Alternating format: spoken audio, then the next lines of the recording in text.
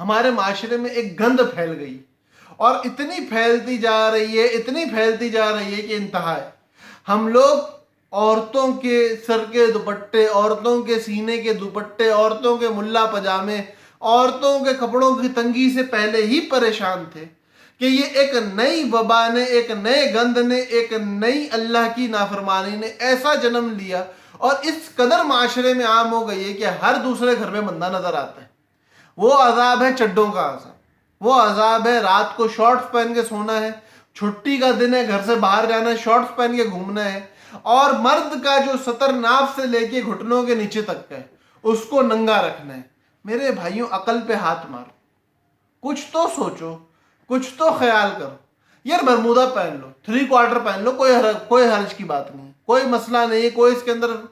فکر کی بات نہیں ہے۔ ٹخنوں سے اوپر شلوار کرنے کی بات کرو تو موت پڑتی ہے کہ ٹخنوں سے اوپر شلوار کیسے کر لیں، لیکن گھٹنوں سے اوپر چڈے کر لیں گے، اس میں ہمیں کوئی مسئلہ نہیں ہے، اس میں کوئی عار نہیں ہے، ٹخنوں سے اوپر عار ہے۔ جہاں اللہ اجر دے رہا ہے، جہاں اللہ پاک نیکی کا میٹر چلا رہا ہے، وہاں تو ہمیں مصیبت پڑ رہی ہے اور ہمیں جان نکل رہی ہے وہ کام کرتے ہوئے کہ یہ پینٹ کو،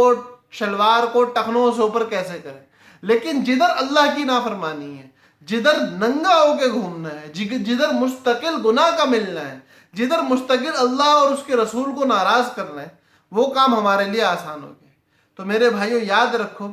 کہ اکیلے ہو کمرے میں، دوسرا مرد موجود نہیں، چاہے تمہارا سگا بھائی ہو، چاہے تمہارا باپ ہو، اگر دوسرا مرد موجود نہیں ہے، اکیلے ہو، اس صورت میں شارٹ پہن کے سونا چلو کسی درجے میں آپ کو جائز کہہ بھی دیا جائے گا، لیکن اگر کوئی دوسرا آدمی، کوئی دوسرا لڑکا، کوئی دوسرا مرد کمرے میں موجود ہے تو اس صورت میں شارٹ پہن کے سونا آپ کے لیے ناجائز ہے، حرام ہے، گناہ کا کام ہے۔